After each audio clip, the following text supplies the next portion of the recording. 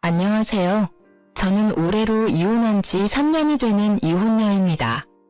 제가 사연글을 쓰게 된 이유는 얼마 전 만난 전 남편 덕에 결혼 전의 일들을 떠올렸기 때문이에요. 모든 이혼이 그런 건 아니겠지만 대다수의 이혼처럼 제 이혼 과정도 무척이나 더럽고 찌질했어요. 쿨하게 해결할 수 있었다면 얼마나 좋았을까요? 하지만 그러기에는 너무 많은 것이 엮여 있었고 구질구질하게 널려 있었던 게 문제였죠. 저와 남편은 대학교 캠퍼스 커플이었어요.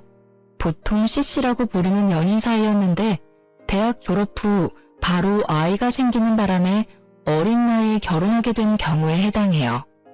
보통 어릴 때 결혼하면 나중에 안 맞아서 힘들다고 하는 사람도 많은데 저희는 정말 30대 후반까지 이 결혼을 잘 이끌어왔어요. 서로가 잘 맞는다기보다는 잘 맞춰주는 사람들이었고 둘 다 소란스러운 걸 싫어했기 때문에 그 결이 잘 맞았던 것도 있었죠. 어려서 만나서 같이 고생해서 결국 자가로 집 마련한 것도 서로 돕지 않았다면 가능하지 않았을지도 모르죠. 공동 명의로 된 제 집을 보며 어찌나 마음이 뿌듯했는지 몰라요. 사실 저는 성미가 급하고 뭐든 닥치는 대로 해결해야 하는 타입이에요. 그래서 조금은 느긋하고 제게 잘 맞춰주는 남편과는 좋은 사이를 유지할 수 있었어요. 성격이 완전히 다르면 오래가지 않는다고는 하지만 남편은 제 성격을 다스려줄 수 있는 그런 포용력도 있었거든요. 그런 남편에게도 장점 같은 단점이 있었는데 한 가지에 빠지며 아주 그것만 깊게 좋아한다는 거였어요. 그렇지만 그것 때문에 저희 사이가 틀어지거나 한 적은 절대 없었어요. 남편이 저를 포용하듯 저도 남편을 존중해줘야 한다고 생각했거든요. 남들이 보기에는 꽤 이상적으로 보이는 저희 가정에 문제가 생긴 건 첫째 아이가 유치원에 가던 해에 일어났어요. 그 당시 저는 둘째를 가지려고 애쓰고 있었어요. 남편이 외동아들이고 시댁에서는 그런 남편 때문인지 아들을 원하더라고요. 물론 첫째 딸도 무척 좋아해 주셨어요. 그렇지만 그것과는 별개로 아들이 하나 있었으면 좋겠다는 뜻을 은근히 내비치셨거든요. 솔직히 둘째는 저도 바라는 상황이었고 딸이든 아들이든 하나는 더 가지자고 생각하던 참이었는데 잘 되지 않았어요. 저와 남편에게 문제가 있어서라기보다는 남편이 너무 바쁜 탓이었어요. 그래도 짧은 시간을 이용해 집안일에 신경을 쓰려고도 했고요. 저는 그러려니 했답니다. 본래도 이런 식으로 바빴다가 좀 한가했다가 왔다 갔다 하는 직업이었거든요. 그런데 하루는 남편이 제게 용돈을 좀 달라고 하더라고요. 사실 저희는 경제권을 완전히 합친 게 아니었어요. 우리는 월급이 얼마인지 오픈하고 생활비로 쓸 금액과 목돈으로 모을 금액을 정확히 정한 다음 딱 반씩 서로 부담해서 돈을 모으기로 했거든요. 나머지 월급은 알아서 쓰고 그걸로 뭘 하든 상관없다였고요. 생활비는 둘이 합쳐 150만원, 목돈 모으는 것도 둘이 합쳐 150만원, 월급에서 150만원을 가게에 제출하고 나머지는 알아서 쓰도록 한 거였어요. 그리고 1년마다 생활비가 더 붙을 것 같으면 좀 더 늘리고요. 이런 식으로 가계부를 키워왔거든요. 그런 상황에서 남편의 용돈 요구는 당황스러운 일이었어요. 저보다 돈을 많이 버는데 그 돈이 다 어디로 갔을까요? 그래도 가끔 그럴 수 있을 거라 생각하며 남편에게 용돈을 줬어요. 그렇게 그달은 넘어가나 싶었는데 그 다음 달에는 생활비마저도 넣어주지 않더군요. 이상하다고 생각했어요. 혹시 뭔가 또 하나에 빠져서 돈을 많이 쓰고 있나 싶었는데 이렇다 할 바뀐 점이 없어서 잘 모르겠더라고요. 그래서 남편 몰래 남편의 카드 내역을 한번 확인해 봤거든요. 그런데 보통 음식점, 편의점, 마트, 인터넷 쇼핑몰이 전부인 카드 내역에 보험금으로 빠져나가는 항목이 엄청 많더라고요. 금액대도 높아서 순간 당황했죠. 남편은 결혼 전에 보험을 2개 가지고 있었어요. 자동차 관련 보험 제외하고요. 하나는 실손이고 하나는 질병 진단비 나오는 보험이었는데 갑자기 듣도 보도 못한 보험이 비슷한 시기에 여러 개 가입이 되어 있더라고요. 보험을 들면 보험 서류가 있을 테니 혹시나 싶어 안방에 보험 관련 서류 넣어두는 파일을 꺼내서 살폈어요. 역시나 최근에 작성한 보험 서류들이 몇 개나 되더군요. 거기서 발견한 게 이 보험을 설계해준 설계사의 명함이었어요. 그리고 거기 적힌 번호가 무척 눈에 익더군요. 남편의 핸드폰으로 가끔 전화 오는 번호였는데 남편은 일로 만나는 사이라고 했었거든요. 그런데 보험 설계사와 보험 청구할 일도 없는데 그렇게 자주 연락할 일이 없잖아요. 그때 살짝 그런 생각이 들었어요. 남편이 이 여자한테 호구 잡힌 건 아닌가 하는 생각이요. 게다가 전화 받을 때마다 저 듣지 못하도록 옷방에서 받고 오고 솔직히 여태껏 남편이 한눈을 판 적이 전혀 없었고 그런 기미도 없었기 때문에 저도 마음을 놓았던 건지도 모르죠. 증거도 없고 아무것도 없는 데다가 남편 카드 내역에도 모텔 같은 내역은 없었기에 저는 미리 그런 불미스러운 일이 일어나지 않도록 미리 남편에게 이야기하기로 했어요. 싹은 애초에 잘라버리는 게 좋으니까요. 저는 그날 남편을 기다렸어요. 탁자 위에는 남편 보험 가입 서류들과 보험 설계사의 명함을 탁 올려놓고요. 그날따라 일찍 돌아온 남편은 절 보더니 깜짝 놀라더라고요. 뭐해? 여기서? 당신 기다렸어. 나 좀 볼까? 많이 바쁜 일이야. 나 좀 씻고 밥도 좀 먹고 나서 들으면 안 될까? 안 돼. 이거 듣고 씻고 밥 먹어. 저는 남편을 맞은편에 앉도록 했어요. 저는 서 있었죠.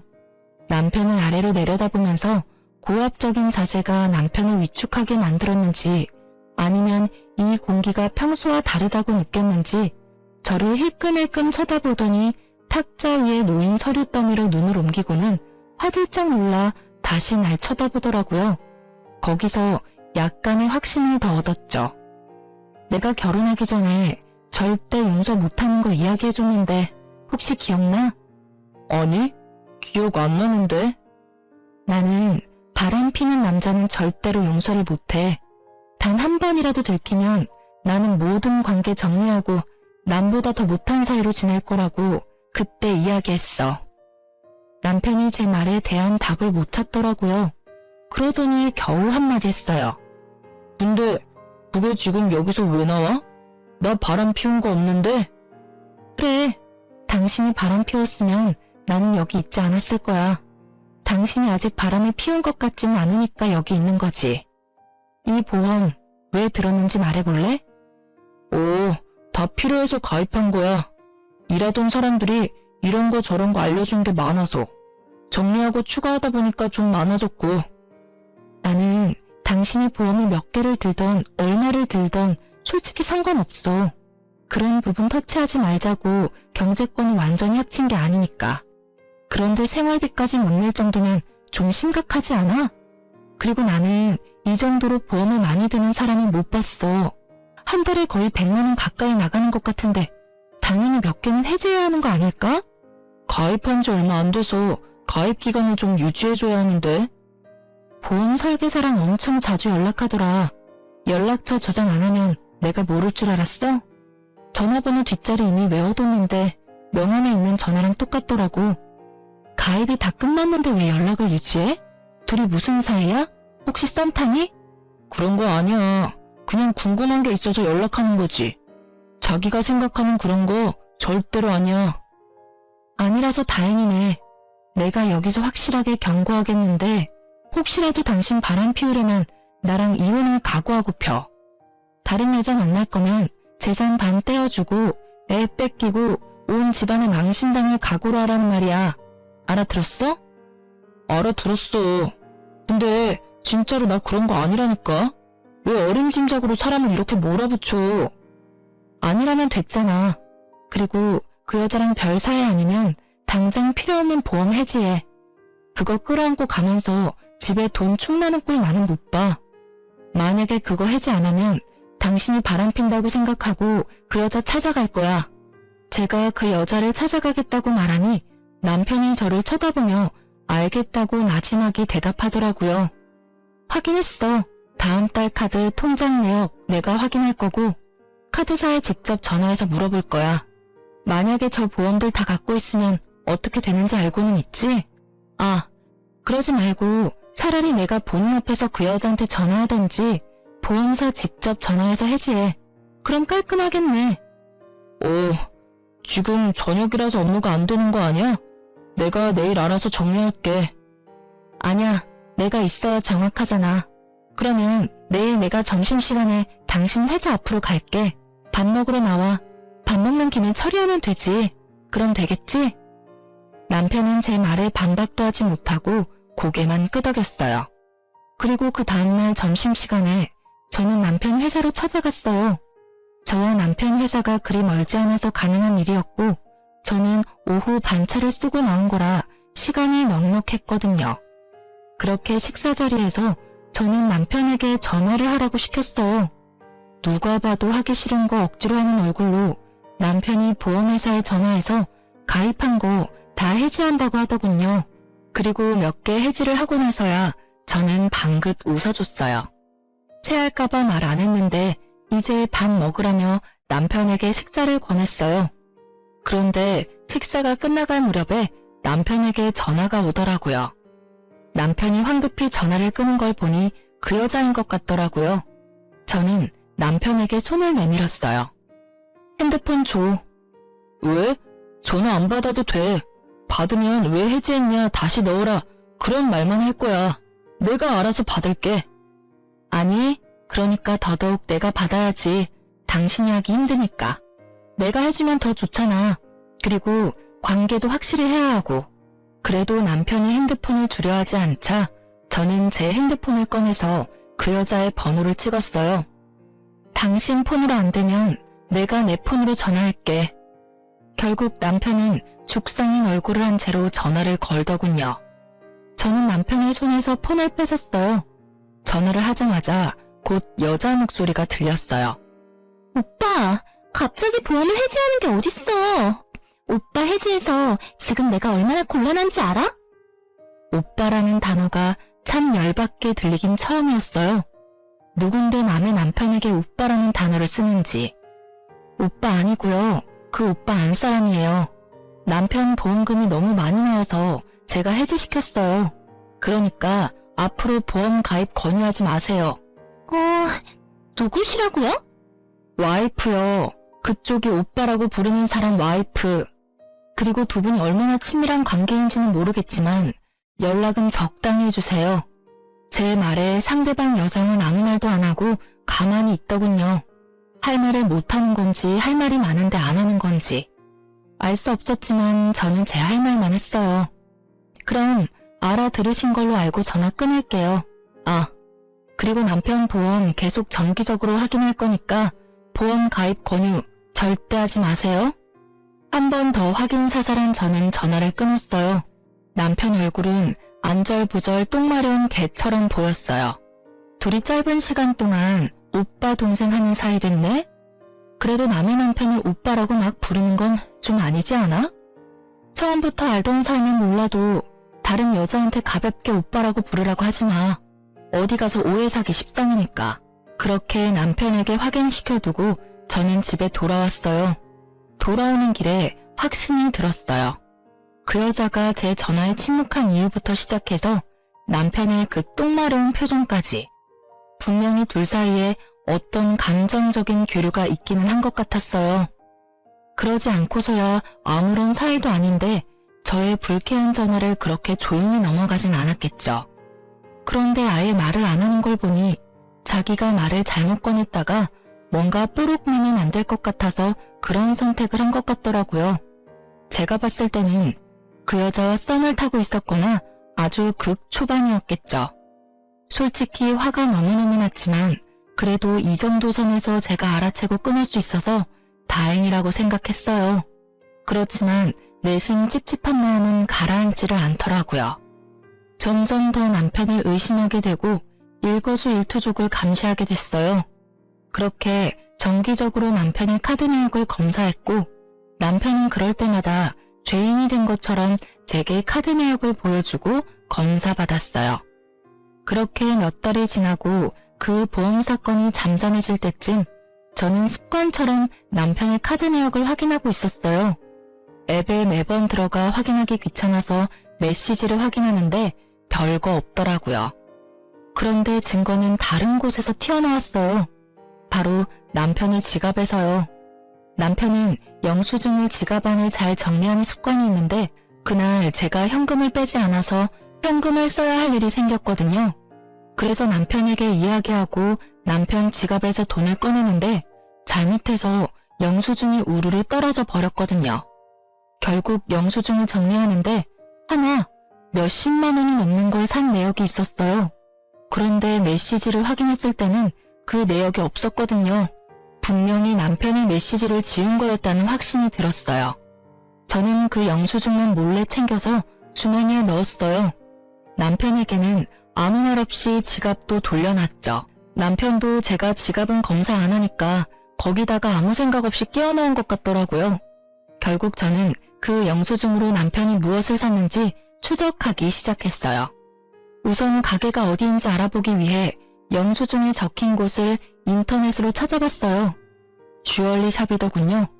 그리고 전화를 해서 남편이 산 물건이 뭐였는지 확인을 부탁했죠. 제가 산 물건과 겹치면 안 된다고요. 그랬더니 알려주더라고요. 고가의 팔찌였어요. 저는 최대한 이성을 유지하기로 했어요. 조만간 저희 결혼기념일이 있으니 그때 저에게 줄 선물일지도 모르잖아요. 그렇게 일주일을 참아 결혼기념일이 되었는데 남편이 제게 선물을 주더라고요. 몇만 원짜리 티셔츠였어요. 그것도 남편과 커플티. 딱 봐도 남편 취향인 옷이었죠. 자기가 갖고 싶었던 옷을 사는 김에 제 것까지 산 것 같다는 느낌이 팍 들었죠. 저는 남편이 바람을 핀다는 걸 확신하고 남편과 상간녀의 증거 사진을 확보하기로 했어요. 생각보다 어렵지는 않았어요. 주말에 일을 간다고 해놓고 나와서는 남편 뒤를 따라다니며 사진을 찍었거든요. 그리고 남편과 모텔에 들어가는 여자의 사진을 건졌어요. 여자는 투피스 정장에 화장도 헤어도 완벽하게 해서 누가 봐도 전문직 여성처럼 보이더군요. 그 여자가 누구인지는 몰랐지만 저는 분노로 몸이 바들바들 떨리는 걸 느꼈죠. 그때 그렇게 주의 주고 바람 피우면 끝이라고 이야기까지 했는데 아예 제 말은 무시하고 또 여자랑 바람을 피고 있었으니 남편에게 모든 걸 터뜨리기 위해 좀 더 증거를 모으려던 그때 친정엄마에게 전화가 왔더라고요. 너 혹시 요새 보험하니? 응? 그게 무슨 소리야? 보험이라니. 아니, 김서방이 나더러 보험 하나 들라고 해서 들었는데 금액도 너무 비싸고 나한테 필요 없더라고. 내 보험 관리해주는 설계사한테 이야기했더니 굳이 안 들어도 된다는데 김서방이 그렇게 들라고 해서 일단 가입을 하긴 했는데 아님 김서방이 보험 쪽으로 직업 바꿨어? 저는 친정엄마의 말에 열이 팍 오르는 걸 느꼈어요. 최대한 가라앉혔던 분노가 터져서 진짜 미칠 것 같더라고요. 또 보험. 더 이상 가깝게 지내지 말라고 경고했건만 여전히 만나는 것도 모자라 남편을 통해 저희 부모님까지 건드린 여자. 제 눈이 돌아버리는 것도 당연했던 건지도 모르죠. 우리 남편이 엄마한테 보험을 들라고 했다고? 보험금 엄마가 내는 거야? 아니, 3개월까지는 자기가 내주겠다는데 이거 진짜 가입해도 되는 거 맞아? 너 목소리 들어보니까 가입하면 안 됐던 거 아니니? 저는 남편이 서랍에서 보았던 수두룩한 보험 가입 서류를 떠올리며 엄마에게 물었어요. 혹시 아빠도 들었어? 그래, 너희 아빠한테도 하나 들어달라고 사정을 해서 그러고선 너한테는 당분간 이야기하지 말라지 않니? 선물이라면서 자기가 내주겠다는데 거절하기도 그렇고. 솔직히 남의 보험 들어주면서 자기 이득 볼 게 뭐 있어? 그런 생각하니까 우리 생각해서 들어줬나 싶기도 한데 그거 아니지? 아, 일단 정리 다 되면 말해줄게요. 지금은 그냥 있어봐요. 저는 친정엄마의 말을 듣고서야 남편이 그 상간녀를 위해서 보험들 사람을 모집하고 있다는 걸 알게 됐어요. 그 여자는 돈 벌고 남편은 그 여자랑 만나서 즐기고 자기 보험은 해지당하니까 주변 사람들을 끌어들이는 꼴이 아주 꼴불견이다 못해 정신나간 놈처럼 보였어요. 저는 증거고 뭐고 지금 당장 열받아서 상간녀에게 전화했어요. 다행히도 그 상간녀의 명함을 가지고 있었거든요. 당장 나오라는 제 말에 지금 당장은 안 된다며 바쁘다는 이유로 도망치려고 하더라고요. 제가 직접 회사로 찾아가겠다니 결국 나오겠다더군요. 그렇게 상간녀를 마주쳤어요. 무슨 일로 보자고 하셨는지는 모르겠지만 저는 이제 그쪽 남편하고 관련 없어요. 관련이 없어요? 저는 당신이 우리 남편 만나고 있다고 확신하는데. 아니라니까요. 왜 제가 고객을 만나요. 제가 보는 고객이 얼마나 많은데. 그분은 그 중에 한 분이세요. 제발 저한테 그런 억측으로 몰아붙이지 마세요. 그래요? 그럼 얼마 전에 60대 노부부 보험 들어준 거 있죠? 우리 남편 통해서. 그거 해지 좀 해주실 수 있나요? 저희 부모님은 그거 필요 없거든요. 보험 해지는 제가 임의대로 못하죠. 그건 당사자가 하는 거예요. 그리고 그건 따님이라도 강제하실 수 없어요. 필요하니까 들었겠죠. 여하튼 저는 이렇게 개인적으로 만나서 당신하고 할 이야기 같은 거 없는 사람이에요. 앞으로는 이렇게 부르지 마세요. 상간녀는 제가 아무런 증거를 가지고 있지 않다고 생각했나 봐요. 그런데 어쩌나요? 저는 상간녀의 손목에 걸린 남편의 선물이 눈에 들어왔거든요. 팔찌가 참 예쁘네요. 얼마 전에 제 남편이 산 거랑 똑같은 모델이에요. 신기하네요. 그걸 샀다는 영수증은 있는데 저한테 주지는 않더라고요. 아무래도 다른 데 간 모양인데 어디로 갔는지 확실하게 알겠네요. 제가 그 말을 하자 상간녀가 일어나다가 멈칫하더라고요. 그런 불순한 사이가 아니라는 말 잘 들었네요. 그런데 아시죠? 거짓말 하시면 앞으로 있을 소송에 크게 불이익을 받으실 수 있어요. 제 말에 상간녀 얼굴이 흔들리는가 싶더니 더 당당한 표정으로 말하더라고요. 그런 거 아니라니까 참 이상하시네. 그리고 이 팔찌도 흔한 거예요. 제 남편이 사준 거고요. 그 팔찌는 남편분한테 여쭤보는 게 더 빠르지 않을까요? 그렇게 말하고는 빠르게 카페를 빠져나가더라고요. 제가 손에 뭘 쥐고 있는지도 모르고. 아주 이 순간만 모면해보려고 무리수를 쓰는 모습을 보니 괘씸하더라고요. 당장 죄송하다고 절대 그런 짓 이제 안 하겠다고 해도 내가 용서해줄까 말까인데. 저는 증거를 들고 집에 갔어요. 이미 남편이 먼저 집에 도착해 있더군요. 그리고 얼굴이 굳어 있었어요. 분명히 상간녀가 남편에게 언지를 줬던 모양이에요. 그 얼굴 보니까 그 여자가 당신한테 전화했나 봐. 참 빠르다. 그렇지? 제 말에 남편은 바로 무릎을 꿇더라고요. 미안하다라는 말을 할 줄 알았어요. 그리고 그 생각이 맞았죠. 그런데 그 뒷말은 제 생각과는 무척이나 달랐어요. 미안해 여보. 하지만 내가 그 여자를 너무 사랑해. 당신이 나랑 이혼해주면 안 될까? 내가 다 정리하고 다 자기 원하는 대로 해줄게. 그러니까 그 여자랑 나랑 이루어지게만 해줘. 이게 무슨 개소리인지. 저는 무심코 뒤통수를 한 대 맞은 기분이었어요. 아니, 자다가 남의 다리 긁는 기분이었죠. 미안하다는 말 뒤에는 응당 절대 그러지 않겠다가 나와야 하는 거 아닌가요? 그런데 그 여자를 사랑하니 헤어지게 해달라니. 야, 이 새끼야. 네가 지금 그걸 말이라고? 너 양심은 어디다 팔아먹었어? 우와, 살다 내가 별꼴을 다 보네. 뭐? 그 여자 사랑하니까 헤어져 달라고? 네가 지금 나한테 그런 말 할 수 있는 자격이 있다고 생각해, 미친놈아? 그래서 미안하다고 했잖아. 제발. 나 그 여자 없으면 안 돼. 그 여자 만나고 온 거 다 알아. 그 팔찌도 당신한테 사주고 헤어질게. 뭐든 당신이 해달라고 하는 대로 다 해줄 테니까 이혼해줘, 제발. 남편의 그 단점이 하나에 빠지면 아주 끝을 보는 그 성격이 여기서 빛을 발할 줄이야. 저는 정말 몰랐어요. 살면서 남편의 여자가 저 하나뿐일 거라고 생각한 건 아니에요.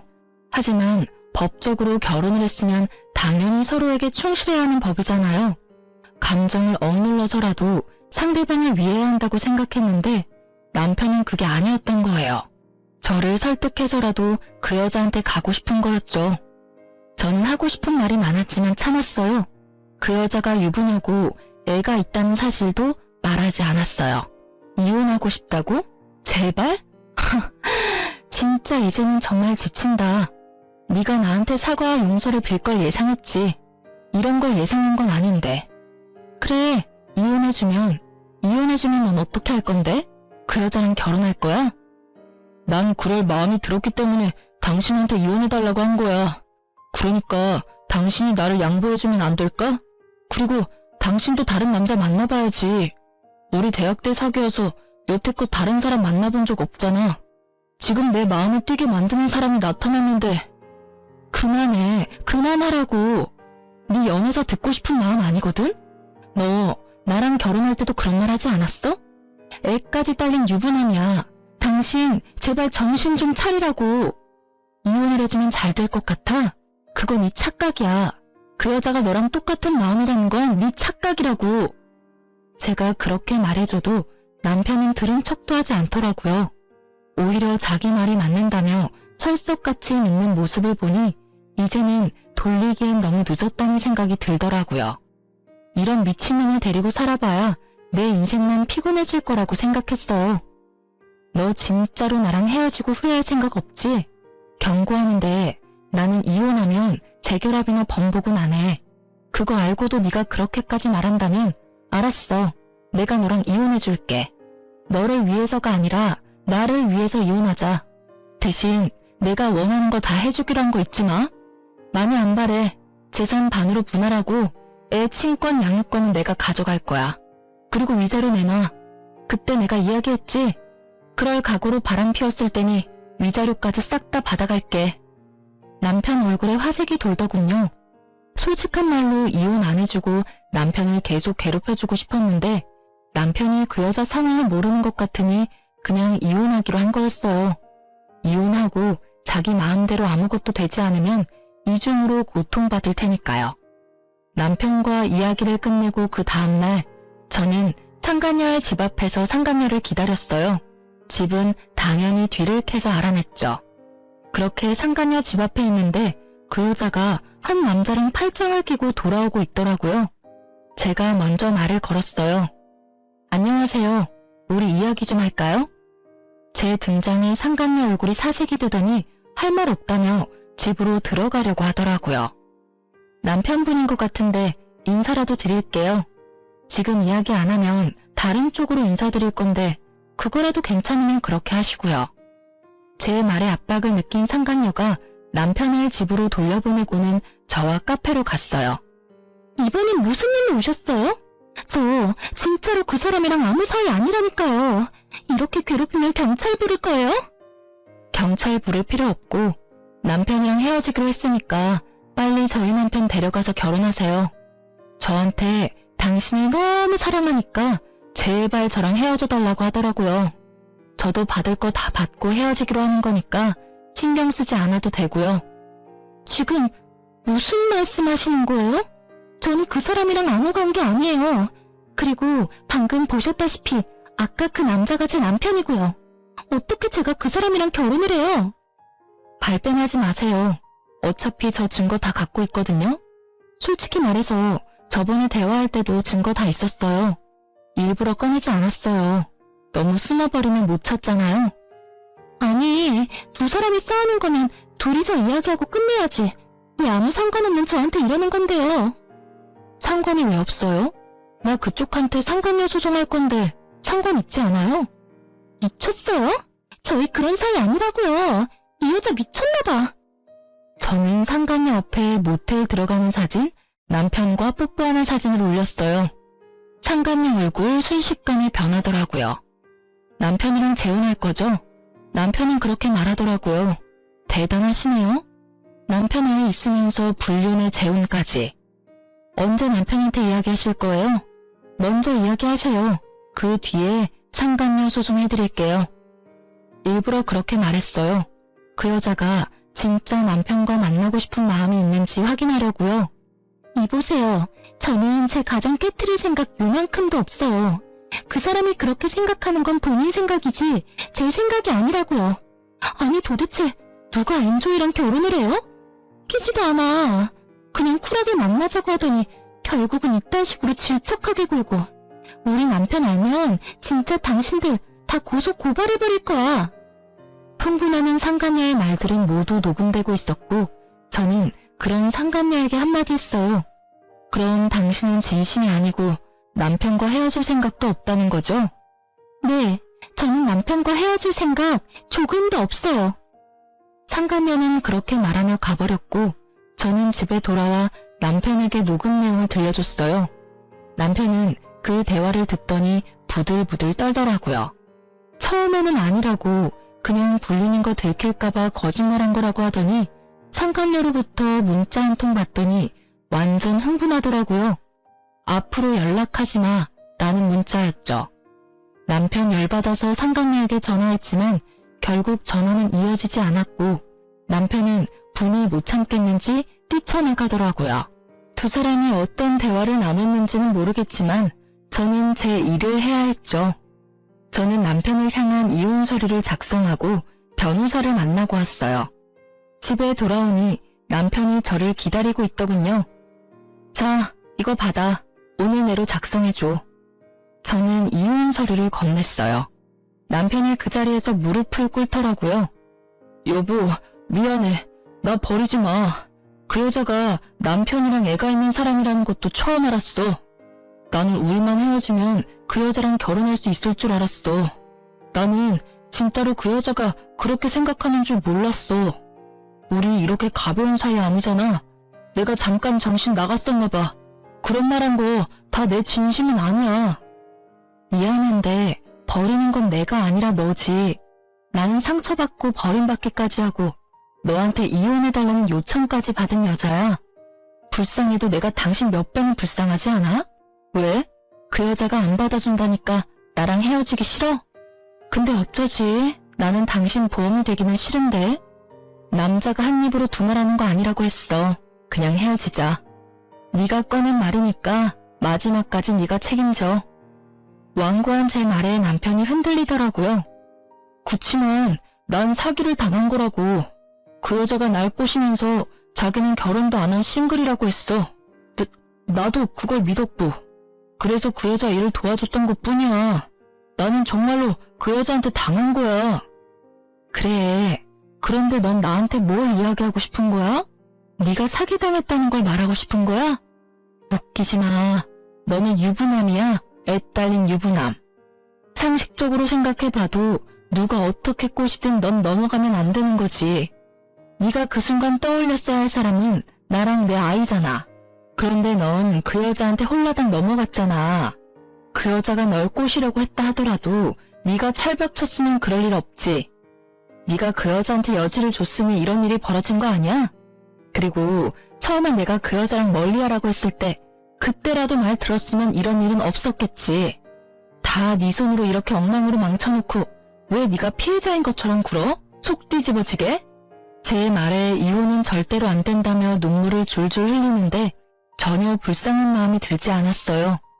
하지 말라고 할 때 멈췄어야죠. 제 말에 귀 기울이지 않고 결국은 보란듯이 당한 걸 왜 남 탓을 하는 건지. 유책 배우자는 당신이고 나는 당신한테 이미 모든 믿음이 사라졌어. 그런데 왜 결혼을 유지해야 해? 이번 일로 깨달았어. 당신은 한 번 빠지면 헤어나오지 못하는 사람이라는 거. 나한테서 이미 마음 떴을 텐데 내가 왜 널 만나? 그냥 이렇게 깔끔하게 헤어지자. 당신이 하고 싶다는 것처럼. 그때 말했던 것처럼 재산 분할, 양육권, 친권 다 내가 원했던 대로 해줘. 그리고 위자료도. 당신 입으로 꺼낸 말이니까 그 정도는 지켜주겠지.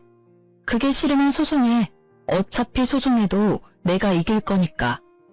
차가운 제 말투에 돌아올 수 없는 강을 건넜다는 걸 남편이 실감했는지 망연자실한 눈으로 저를 보더라고요. 그러더니 이내 벌떡 일어나더니 어디론가 가더군요. 저는 남편을 신경 쓰지 않고 남편 주변 친인척들에게 전화부터 했어요. 남편 통해서 보험 든 거 있으면 해지하시라고.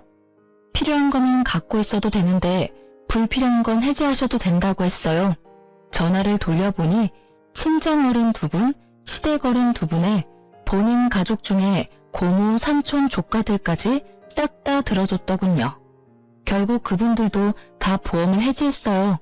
그렇게 저는 집에서 짐 정리를 하고 있었어요. 이 집에 애착은 있었지만 남편놈과 함께 지내고 싶은 마음은 눈꼽만큼도 없었거든요. 짐 정리하는 도중에 전화가 오더군요. 그 상간녀였어요. 여보세요? 당신 남편 좀 데리고 가요. 왜 여기 와서 이 난리를 피우도록 만들어요? 제가 그 남자랑은 진지한 사이 아니라고 말했잖아요. 그런데 왜 우리 집까지 찾아와요? 흥분한 채 말하는 상간녀에게 저는 콧웃음을 쳐줬어요. 다 자기가 스스로 만든 업보인 걸 누구 탓을 하는 건지. 이렇게 보면 남편이나 이 여자나 똑같은 족속들이에요. 저는 모르는 일이에요. 이미 저랑 이혼 서류 작성했고요. 집에 찾아갔으면 잘 달래서 돌려보내시면 되잖아요. 남자 후리는 거 잘하면서 그 정도도 못해요? 여태까지 단물순물 다 빨아먹었으면서? 누가 단물순물 다 빨아먹었대요? 그리고 이혼 서류 작성했어도 당신이 와이프잖아요. 여기 와서 빨리 이 사람 좀 데리고 가요. 저희 남편한테 이야기하겠다면서 협박하잖아요. 그건 그쪽이 알아서 하셔야죠. 남편에게 들키기 싫었으면 그런 짓을 하지 말았어야지. 재미 볼 건 다 봐놓고 나중에 와서 이러는 거 너무 웃기다고 생각하지 않아요? 그것도 불륜남 와이프한테 전화해서 무슨 하소연할 게 있다고? 그래도 들켰으니 차라리 다행이네요. 저도 상간녀 소송 곧 진행할 거라서요. 집으로 보내드릴까 회사로 보내드릴까 고민 중이었거든요. 그래도 이미 들켰으니 집이 낫겠죠? 제 말에 상간녀는 씩씩거리는 소리만 낼 뿐 대답 하나 제대로 못하더군요. 아니라고 몇 번을 말해요. 지금 당장 저 남자 데리고 가라고. 결국 소리를 꽥 지른 상간녀에게 저도 소리를 질렀어요. 이게 어디다 대고 명령질이야? 네 알아서 하라고. 당신이 만든 거잖아, 이 모든 상황이. 왜 나한테 지랄이야? 나한테 괜히 열내지 말고 열심히 네가 싼 똥이나 치워, 이 상간녀나. 앞으로 이런 시답잖은 일로 절 귀찮게 굴면 나까지 거기 가서 깽판 치는 수가 있으니 2번 다시 연락하지 마. 알겠어? 남편은 저에게 거절당하고 화가 나서 상간녀 집을 찾아간 모양이더라고요. 결국 상간녀 남편이 알게 된 건지 핸드폰 너머로 남자의 목소리가 들리는데 아주 난장판이더라고요. 욕설이 난무하고 여자는 아니라며 사정사정하고 남편은 보란듯이 증거사진 보라며 난리고 그 혼란스러운 상황이 너무도 귀에 쏙쏙 들어오더라고요. 이왕이면 직접 눈으로 보고 싶었는데 딱 제가 바랐던 그림이었거든요. 남의 가정 파탄내놓고 자기 가정 지킬 수 있을 거라 생각했다면 그거야말로 오산이죠. 그렇게 저와 남편은 무사히 이혼했답니다. 남편은 저와 이혼하면서 그렇게 울었어요. 왜 우는지 모르겠더라고요. 지가 이혼하자 해놓고 피해자인 척 다하는 그 모습이 아주 불쾌하게 느껴질 정도였죠. 그렇게 저는 받은 돈으로 아이와 살 집을 구하고 이래저래 바쁘게 살았어요. 남편 생각은 전혀 나지 않을 정도로요. 둘이 잘 살기라도 했으면 열받아서 더 생각났겠지만 아예 파토난 걸 봐버리니 그냥 보고 싶지 않은 생각만 들었죠. 그러다 얼마 전 우연찮게 전 남편을 만났어요. 별거 아닌 일이었고 아이와 관련된 일 때문이라 만났어요. 못 보던 사이에 몸집이 2배가 됐더라고요. 살이 엄청 쪄있길래 이유를 물으니 스트레스로 인한 폭식 때문에 살이 좀 쪘다고 하더라고요. 그래서 요즘은 어떻게 지내? 새로운 사람은 만나고 다녀? 새로운 사람? 이 꼴로? 나 그 여자한테 당한 이후로 여자는 안 믿어. 특히나 직업적인 걸 핑계로 다가오는 사람은 다 못 믿어. 그 여자랑 결혼했을 줄 알았는데 결국은 당신도 혼자 됐네. 그 여자는 이혼당했다는 이야기 들었어. 뭐 서로 이혼한 처지끼리 만날 수도 있잖아. 잘해봐. 죽고 못 사는 사이였는데. 그 여자가 나한테 한 짓을 생각하면 진짜 신고해도 모자랄 정도지만 나도 내가 나쁜 짓을 했다는 걸 알고 있으니까 참는 거야. 그 여자 얼마 전에 나한테 찾아와서 뭐라고 했는지 알아? 내가 자기 인생 엉망으로 만들었으니까 책임지라면서 왔더라. 보험 해지되어서 급여 환수 당한 것도 모자라서 이혼까지 당해서 완전 빈털털이 됐더라고. 남편한테 위자료 지급해야 하는 것도 있고 너한테 위자료 지급해야 하는 것까진 있는데 결국 돈은 못 버니 나한테 온 거지. 진짜 끝까지 파렴치하고 정신 나간 여자야. 어떻게 나한테 올 수가 있어? 나한테 어떤 짓을 했는데? 그래도 너 엄청 빠졌었잖아. 이혼해달라고 나한테 부탁할 정도로. 내가 미쳤던 거지. 그 여자가 뭐가 좋다고 그런 짓을 했는지. 당신하고 이혼한 게 내 인생의 가장 미친 짓이었다고 지금도 생각해. 그 여자만 아니었으면 평범하게 행복하게 살았을 텐데. 나한테 와서 책임지라고 난리쳤을 때 진짜 한 대 안 때린 내가 대단하다 싶을 정도야. 너는 절대 안 받아준다고 그 위자료들 갚고 싶으면 혼자서 갚으라고 말하고 내쫓아버렸어. 그 뒤로도 전화 오고 찾아오고 하더니 내가 스토커로 신고하겠다고 하니까 결국 안 오더라고. 전 남편 이야기 듣고 있으니 사랑하던 사이가 돌아서면 남보다 못하다는 말이 딱 떠오르더라고요. 그렇게 좋아서 둘이 붙어먹고는 나란히 나락으로 떨어진 꼴을 보고 나니 그날 저녁밥이 어찌나 맛있던지. 게다가 남편 말로는 저랑 이혼하고 나서 친척분들한테 욕을 엄청 얻어먹었다고 해요. 멀쩡한 조강지쳐 놔두고 바람 피워놓고는 결국 보험 사기꾼한테 휘둘렸다고요. 전 남편은 한바탕 푸념을 털어놓고는 아이 한 번 안아주고 나갔어요. 바람 한 번 정도는 용서해줘도 되지 않았냐고 제게 이야기하는 사람도 있었어요. 다들 그렇게 참고 산다고요. 애 때문에 돈 때문에 상간녀랑 잘 사는 꼴 보기 싫어서 그렇게 헤어지지 않고 산다고 하는데 저는 제가 싫다는 사람과 함께 사는 게 그 무엇보다 싫었어요. 엄밀히 따지면 제가 싫다고 한 거 아니었어요. 그 여자가 좋다고 한 거였지. 그런 걸 보면 저는 제가 그 사람의 첫 번째 순위가 아니라는 게 너무 자존심 상하고 열받았던 것 같아요.